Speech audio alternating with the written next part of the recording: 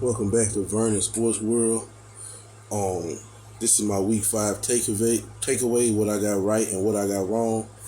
I actually thought this was gonna be kind of a tricky week, but I did pretty well. I actually every second half, Sunday night football and Monday night football, I got a clean sweep.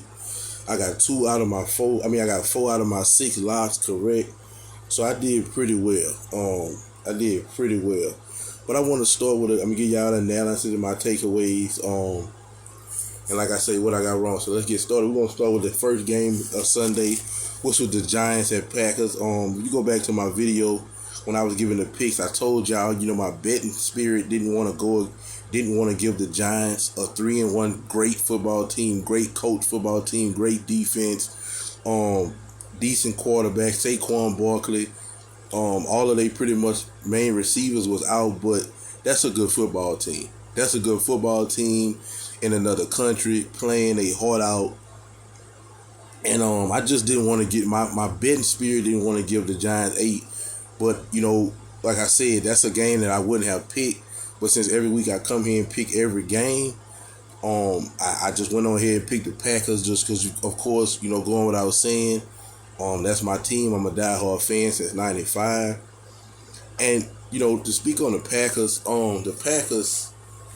that's my team. And of course we always got Aaron Rodgers. But I mean, what I'm seeing with the Green Bay Packers right now, I really don't like. And I hate to say this, because I love Matt LaFleur, but I'm just starting to feel like Matt LaFleur a little bit over his head. You got some guys like Matt LaFleur, and they great position coach guys. They great coordinators, but when it comes to being a head coach, they just not up to that plate. And he came up with Kyle Shanahan, his brother, I forgot his name, Sean McVay and Kyle Shanahan and some young coaches come from coordinator, position coach, and they're great head coaches in this league. Both been to Super Bowl. And don't get it twisted, Matt LaFleur is a game away from the Super Bowl. But when you got Aaron Rodgers, it's hard to really tell if you're a bad or good coach or not, because we won the Super Bowl and always had winning seasons under Mike McCartney, and everybody know Mike McCartney is a garbage coach. But I'm just kind of a little worried about Green Bay because we got all these big names on defense: Rashawn Gary, Kenny Clark, Devondre Campbell, Jair Alexander, and we giving up too many big plays. Last week we drug ourselves across the finish line against the Patriots, a third-string quarterback, did take us to overtime. And I just felt like a loss was coming up. And again, as I also said in my NFL picks video, we always, no matter who the quarterback is, we always, as a Packers, struggle with the Giants for some odd reason. I don't know why, but we always struggle with the Giants. They definitely got more wins against us than we have against them, especially in the last 20 years for sure. And so it's just something, and sometimes I don't know what those weird things is with NFL teams where just certain teams play well against certain teams, no matter who the quarterback and personnel is. And we just haven't historically played good against the Giants. But I'm not worried about Green Bay because of this guy. Aaron Jones, a great running back. We got some great players, but we haven't been able to play 4 halves of football yet. We play good in the first half, and second half it's just like we can't, right? And that's a lot. I mean, even though we got the players and they do have to execute, I blame a lot of that on the coaching staff, because you have to be able to adjust.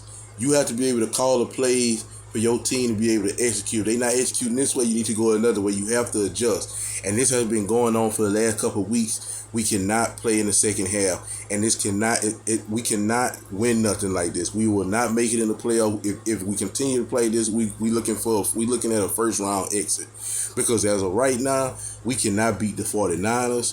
We cannot beat the Cowboys. We can't even beat the Eagles. You know what I'm saying? Because these teams got defense and they playing pretty much on all 4 cylinders, and so we got to get it together. You know what I'm saying? And like I say, I'm blaming a lot of that on Matt LaFleur. We still got some young receivers that got to develop. That defense got to step up to the plate and play better. They have to play better.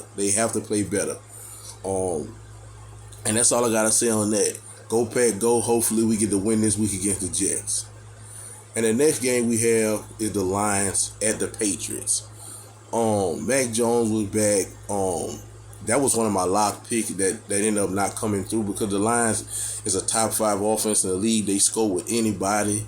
Their defense haven't been able to hold anybody, but they can score. And so the Patriots was on the road giving them 3. And I'm gonna be honest, the Lions been winning close, been losing, but it been close game. And I thought this was gonna be their week to win. I know the Patriots got a good team, and of course, we're going without saying they got the best coach in the league, probably in NFL history, with Bill Belichick. They're a very well coached team.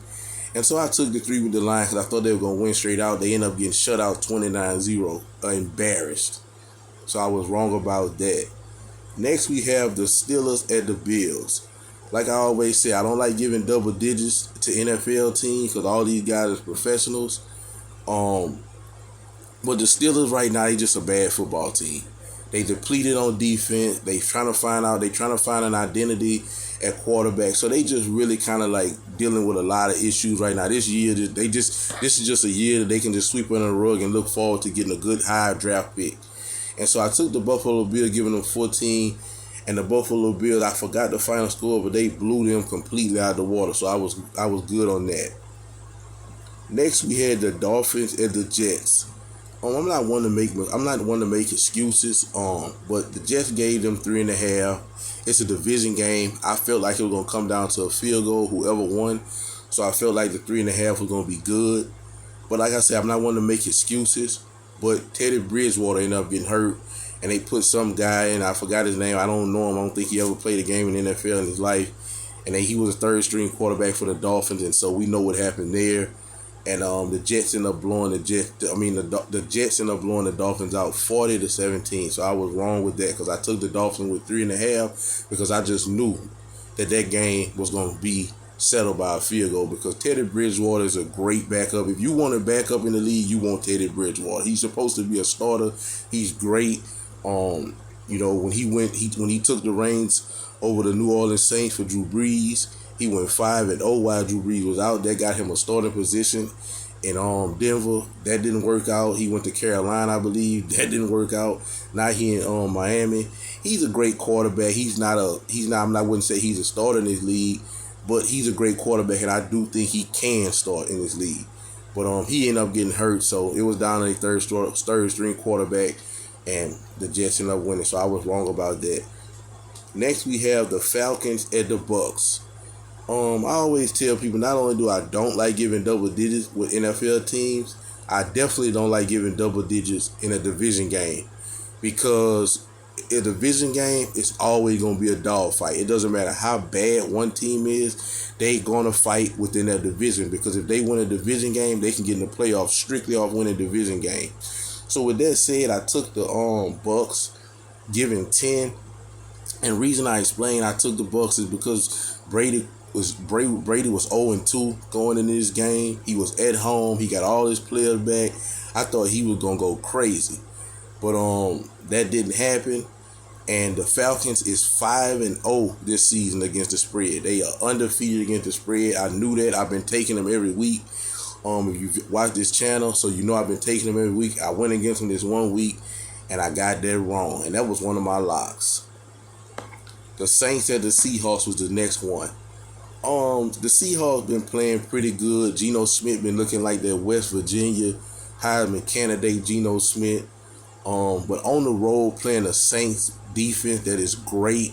Andy Dalton, who was a starter in this league, which is, I don't think he started. And if he did, no, he didn't start. But Taysom Hill was the man of that game. Taysom Hill had 4 rushing touchdowns or 4 receiving touchdowns and 1 throwing touchdown. He went completely haywire. But the reason why I took the Saints, because they was at home.